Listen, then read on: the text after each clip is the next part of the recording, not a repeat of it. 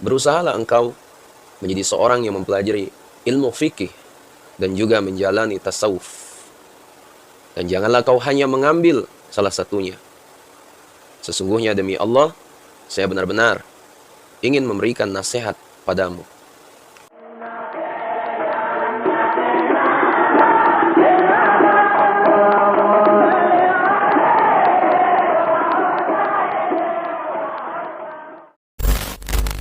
Bismillahirrahmanirrahim.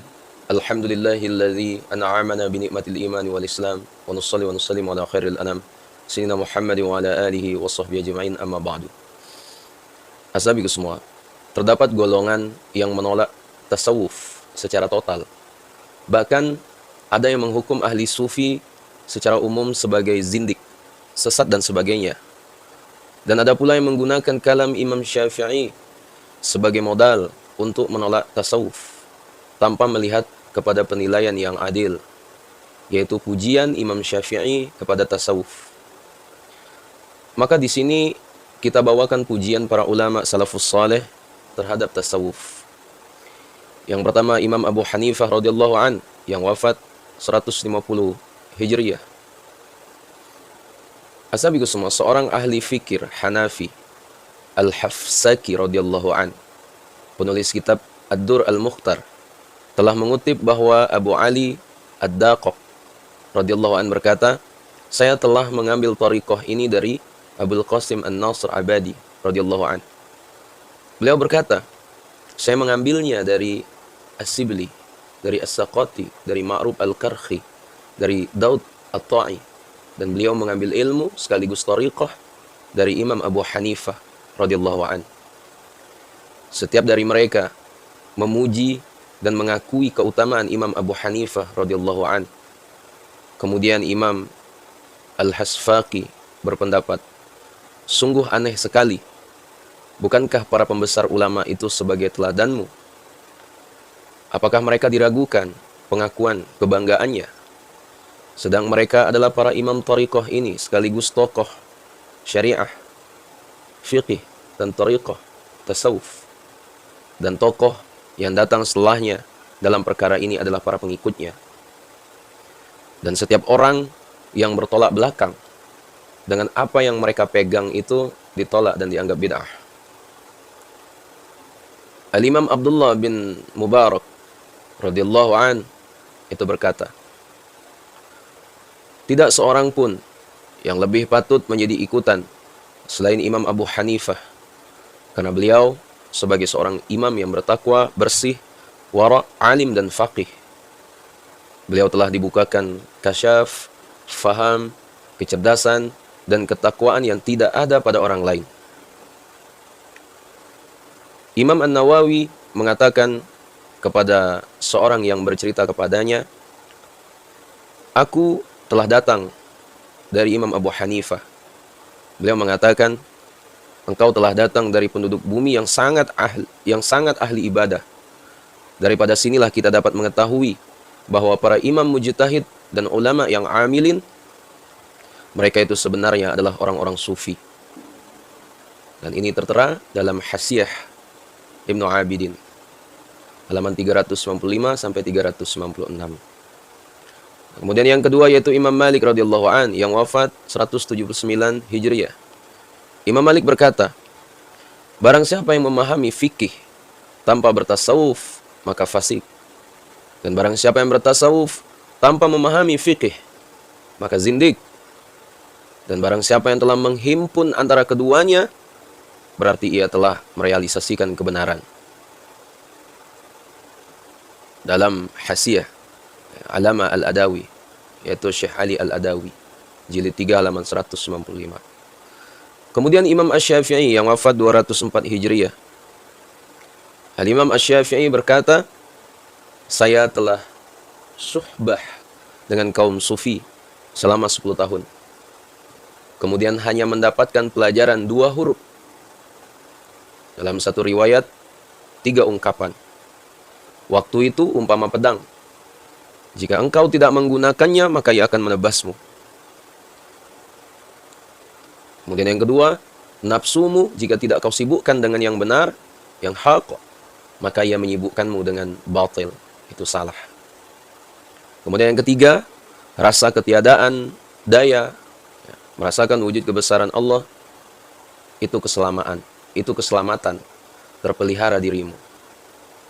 Dalam tahqiq Haqiqah Aliyah Syekh Al-Hafiz Al-Imam As-Suyuti, halaman 15. Berkata Imam Syafi'i lagi, aku cinta kepada dunia kalian itu tiga. Tidak berlebih-lebihan, sederhana. Bergaul kepada orang dengan lemah lembut. Meneladani cara tokoh-tokoh tasawuf. Dalam Kashful Khafa, yaitu Imam Al-Ajluni, jilid 1 halaman 341. Kemudian nasihat Imam Asy-Syafi'i, faqihan wasufiyan fakun laysa wahidan, fa inni wa haqqallahi iyyaka ansahu fadzalika qansil lam yadaq qalbahu. Tuqawa hadza jahulun kaifazul jahli yasluhu. Berusahalah engkau menjadi seorang yang mempelajari ilmu fikih dan juga menjalani tasawuf. Dan janganlah kau hanya mengambil salah satunya.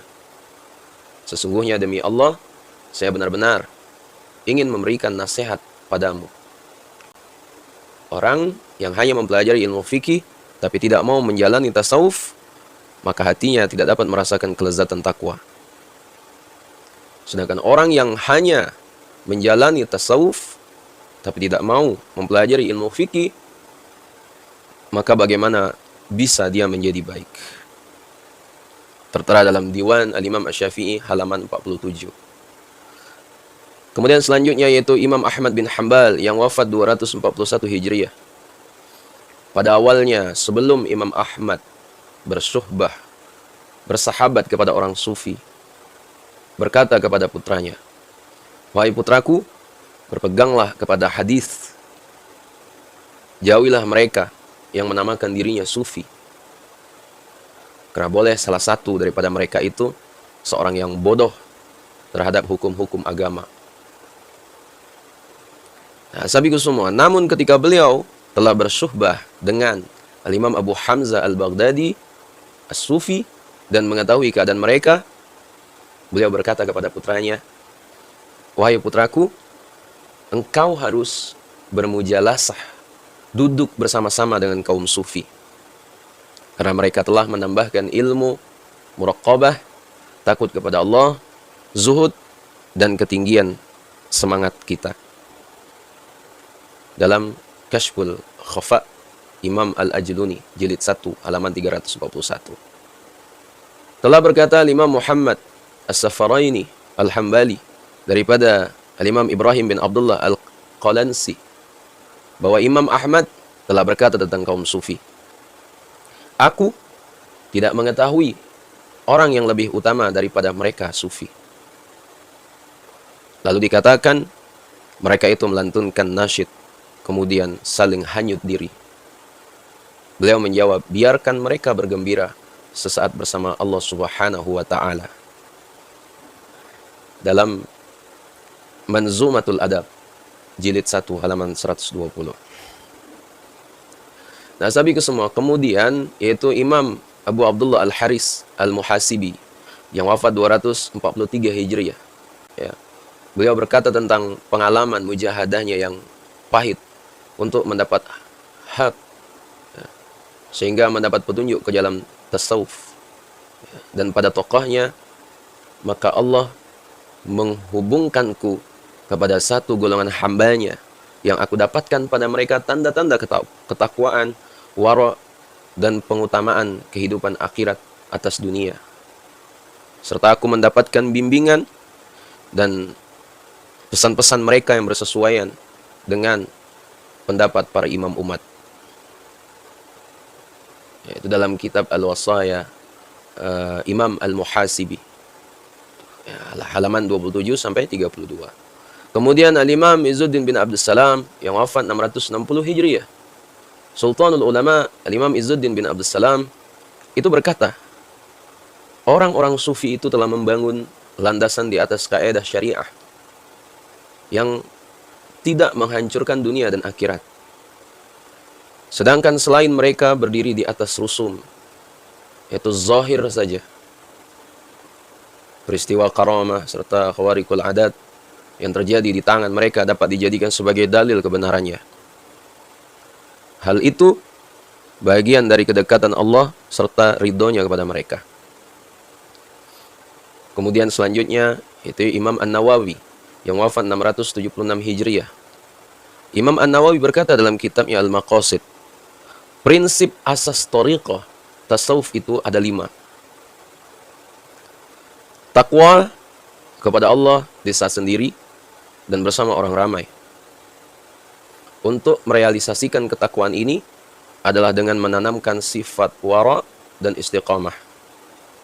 Mengikuti sunnah dalam perkataan dan perbuatan. Untuk merealisasikannya dengan menjaga sunnah dan berakhlak mulia. Berpaling dari makhluk di saat bersama dan berpisah. Maksudnya, hatinya hanya bergantung kepada Allah dalam susah dan senang. Untuk merealisasikannya dengan menanamkan sabar dan tawakal. Ridho kepada Allah Subhanahu wa taala kepada yang sedikit dan banyak. Untuk merealisasikan ridho kepada Allah dengan menanamkan akhlak qanaah dan menyerah diri, yaitu tafwid, kembali kepada Allah dalam susah dan senang. Dan merealisasikannya dengan memanjatkan puja dan puji dan syukur kepada Allah apabila mengalami kesenangan dan sabar serta mengadu kepada Allah apabila dalam kesulitan. Dalam Maqasid Al-Imam An-Nawawi fi At-Tauhid wa Al-Ibadah wa Al-Usul At-Tasawuf, halaman 20. Ya sahabat semua, Syekhul Islam Al-Imam Ibn Taimiyah pun juga memuji tasawuf. Silakan simak perkataannya. Tetapi adakah golongan yang ta'assub dan taklid pada Imam Ibn Taimiyah, ya, menukilkan kalamnya ini? Orang-orang berselisih mengenai tariqah mereka. Ada yang mencela kaum sufi dan tasawuf. Lalu mereka berkata, mereka kaum sufi adalah ahli bid'ah dan keluar dari sunnah. Ada juga pandangan yang baik dalam hal ini yang dikutip daripada segolongan imam atau ulama dan diikuti oleh beberapa ahli fiqih dan ilmu kalam. Ada juga sebagian orang yang berlebihan dalam menganggap mereka sebagai makhluk yang paling mulia setelah para nabi. Dua pihak pertama dan terakhir itu tercela. Beliau menambahkan, yang benar mereka adalah orang yang berjuang untuk berijtihad untuk mentaati Allah sebagaimana orang-orang yang berijtihad dalam mentaati Allah. Di antara mereka ada yang termasuk dalam sabiqin dan muqarrabin. Ada juga yang hemat, ashabul yamin, dan ada juga yang menzalimi dirinya serta melanggar perintah, berbuat maksiat kepada Tuhannya. Beliau juga berkata, adapun para salikin, kaum sufi yang lurus, seperti halnya Al-Imam Fudail bin Iyad, Al-Imam Ibrahim bin Adham, Al-Imam Abu Sulaiman Ad-Darani, Al-Imam Ma'ruf bin Al-Kharqi, Al-Imam Shir As-Syaqati, Al-Imam Junaid bin Muhammad Al-Baghdadi, dan para pendahulu mutaqaddimin lainnya. Dan seumpama Sultan Al-Awliya Syekh Abdul Qadir Jailani, Qadasallahu sirrah, Syekh Hamad, dan Syekh Bayan daripada ulama kebelakangan mutaakhirin. Ini tertera dalam Majmu' Al-Fatawa Al-Imam Ibn Taimiyah, halaman 516 sampai 517. Kemudian Imam Jalaluddin As-Suyuti, tasawuf adalah ilmu yang paling baik dan terpuji. Ilmu ini menjelaskan bagaimana mengikuti sunnah Nabi SAW dan meninggalkan bid'ah. Dalam Ta'iyat Al-Haqiqat Al-Aliyah, halaman 57. Kemudian Al-Imam Zakaria Al-Ansari, beliau berkata, tasawuf adalah ilmu yang menerangkan hal-hal tentang cara membersihkan atau mensucikan jiwa, tentang cara memperbaiki akhlak, dan tentang cara pembinaan kesejahteraan lahir dan batin untuk mencapai kebahagiaan abadi. Kemudian selanjutnya yaitu Al-Imam Ibn Hajar Al-Haytami. Beliau mengatakan, berhati-hatilah kamu dari menentang para ulama sufi Dan sebaiknya bagi manusia sebisa mungkin untuk tidak menentang para ulama sufi. Semoga Allah memberi manfaat kepada kita dengan ma'rifat mereka, dan melimpahkan apa yang Allah limpahkan kepada orang-orang, khususnya dengan perantara kecintaan kami pada mereka. Menetapkan kita pada jalan pengikut mereka dan mencurahkan kita curahan-curahan ilmu ma'rifat mereka.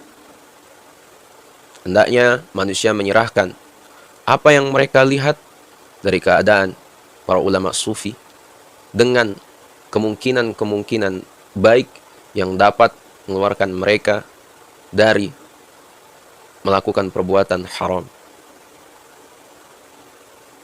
Kemudian dikatakan lagi oleh Al-Imam, kami sungguh telah menyaksikan orang yang sangat menentang ulama sufi. Mereka para penentang itu mendapatkan ujian dari Allah dengan pencabutan derajatnya, dan Allah menghilangkan curahan kelembutannya dan rahasia kehadirannya. Kemudian Allah menimpakan para penentang itu dengan kehinaan dan kerendahan dan mengembalikan mereka pada derajat rendah. Allah Subhanahu wa ta'ala telah menguji mereka dengan semua penyakit dan cobaan. Maka kami berlindung kepadamu ya Allah dari hantaman-hantaman yang kami tidak sanggup menahannya, dan dari tuduhan-tuduhan yang membinasakan.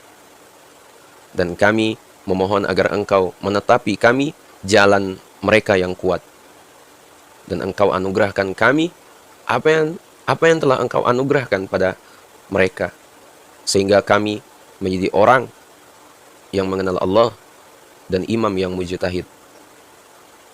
Sesungguhnya Engkau maha mampu atas segala sesuatu dan maha layak untuk mengabulkan permohonan. Dalam Al-Fatawa Al-Hadisiyah, halaman 113, karya Imam Ibnu Hajar Al-Haytami. Kemudian asabiku semua, yaitu ulama Hambali dan Imam Ibnu Taimiyah. Pendapat ulama Hanabila dan Syekhul Islam Al-Imam Ibnu Taimiyah tentang tasawuf, yaitu Al-Imam Ibrahim Al-Qalansi, itu mengutip bahwa Al-Imam Ahmad bin Hanbal berkata, tidak aku temui sebuah kaum yang lebih utama daripada kaum sufi. Ada yang mengatakan, tapi mereka mendengarkan syair dan menikmatinya. Imam Ahmad bin Hanbal berkata, biarkan mereka bahagia bersama Allah sejenak. Dalam Matalib oleh Nuha, halaman 253. Ya, sahabatku semua, sufi adalah orang yang sibuk dengan ibadah di segala waktu, berpaling dari materialisme, selalu ibadah dan membersihkan jiwa dari akhlak tercela. Al-Imam Ibnu Taimiyah berkata, sufi yang berhak menerima wakaf disyaratkan, pertama, harus orang yang adil dalam agama. Kedua, harus berperangai dengan adab syariat di segala waktu, walaupun bukan wajib, seperti etika makan, minum, berpakaian, tidur, pergi, berkawan, interaksi sosial, dan sebagainya, baik ucapan maupun perbuatan. Ketiga, harus menerima dengan kecukupan rezeki, sekira tidak menyimpan rezeki yang melebihi keperluannya. Dalam Al-Talib Ul-Nuha, halaman 288. Kemudian asabiku semua, yaitu Al-Imam Al-Muhasibi, Al-Imam Abu Abdullah Al-Haris Al-Muhasibi, wafat tahun 243 Hijriah. Di antara karyanya adalah Kitab Al-Luma dan Kitabul Wasaya, yang sangat populer di antara kaum sufi. Beliau pernah mengatakan, berhubungan dengan perjuangan dirinya dalam mencapai wusul kepada Allah melalui jalan tasawuf dan tokoh-tokoh sufi. Amma ba'du, sudah ada penjelasan bahwa umat ini terpecah menjadi 70 lebih golongan. Di antara golongan itu ada satu golongan yang selamat. Wallahu a'lam sisanya. Dan sepanjang usia saya sering diperlihatkan perbedaan antara umat. Saya mengikuti metode yang jelas dan jalan utama. Aku mencari ilmu dan amal. Saya menapak jalan akhirat melalui petunjuk para ulama. dan saya memegang ayat Al-Quran melalui penakwilan para fuqaha, dan aku merenungkan urusan umat dan menganalisa pandangan dan mazhabnya. Saya berpikir mengenai apa yang mampu dan betapa banyak perbedaan yang begitu mendalam yang menenggelamkan banyak orang. Hanya sekelompok manusia yang selamat. Saya melihat bahwa mereka berpendapat bahwa golongan mereka lah yang selamat. Al-Imam Al-Muhasibi mengatakan, kemudian aku sangat mencintai mazhab kaum sufi dan sangat banyak mengambil faedah dari mereka. Menerima adab-adab mereka karena ketaatan mereka yang sangat lurus dan tak seorang pun melebihi mereka. Kemudian Allah membukakan padaku bukti-bukti tasawuf. Keutamaannya mencerahkan jiwaku, dan aku berharap agar keselamatan ada pada orang yang mengakuinya atau merias dengan perilakunya. Aku sangat yakin adanya pertolongan besar bagi yang mengamalkannya, dan aku pun melihat adanya pelencengan pandangan bagi yang menentangnya. Aku juga melihat adanya kotoran yang mengerak pada hati yang menentang tasawuf. Dan terlihat pula adanya argumentasi yang luhur bagi yang memahaminya. Bahkan kemudian, aku mewajibkan diriku untuk mengamalkannya. Aku meyakininya dalam akidah rahasia batinku dan meliputinya pada kedalaman rasaku. Bahkan kujadikan tasawuf itu sebagai asas agamaku, di mana aku bangun amal-amalku. Lalu di bangunan itu, aku mondar-mandir dengan perilaku hatiku. Ya sahabatku semua, kemudian Al-Imam Asy-Sya'rani, jika ada pertanyaan kenapa para mujtahidin itu tidak menulis kitab khusus mengenai tasawuf, jika mereka mengikuti aliran sufi, Imam Asy-Sya'rani mengatakan, para mujtahidun itu tidak menulis kitab khusus mengenai tasawuf karena penyakit-penyakit jiwa kaum muslimin di zamannya masih sedikit. Mereka lebih banyak selamat dari riya dan kemunafikan. Tidak selamat jumlahnya kecil. Hampir-hampir cacat mereka tidak tampak di masa itu. Sehingga mayoritas mujtahidin di masa itu lebih konsentrasi pada bidang ilmu dan mensistematisir pemahaman pengetahuan yang tersebar di kota dan desa dengan para tabi'in dan tabi'it tabi'in yang merupakan sumber materi pengetahuan, sehingga dari mereka dikenal timbangan seluruh hukum dibanding berdebat soal amaliyah qalbiyah sebagian orang yang tidak banyak muncul.